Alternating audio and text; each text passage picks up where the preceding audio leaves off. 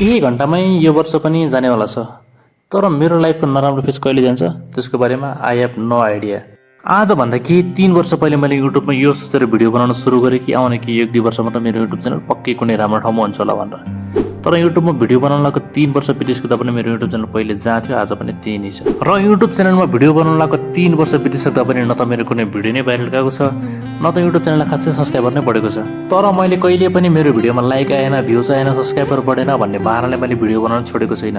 किनभने युट्युब मात्रै एउटा चिज हो जुनमा मलाई काम गर्न एकदमै धेरै मजा आउँछ। सायद त्यसैले पनि होला 3 वर्ष आफ्नो च्यानलमा खासै के प्रगति नहुँदा पनि मैले भिडियो बनाउन नछोडेको। र अहिले यो भिडियो बनाउँदाखेरि मलाई मनबाट एकदमै धेरै स्ट्रङ फिलिङ आइरहेछ कि आउने 2083 मा त मैले आफ्नो युट्युब च्यानलमा पक्कै के गरेर देखाउँछु होला भनेर। यदि हजुरहरूलाई मेरो भिडियो हेर्न मजा आउँछ भने तपाईँले भगवानसँग प्लिज मेरो लागि प्रे गरिदिनुहोस् कि 2083 मा मैले के गरेर देखाउँ र मेरो सपना पुरा होस् भनेर। र जतिले पनि मलाई अहिलेसम्म मेरो भिडियो हेरेर मलाई साथ दिइरहनु भएको छ उहाँहरूलाई मेरो तर्फबाट धेरै धेरै माया र आउने 2083 को धेरै धेरै शुभकामना।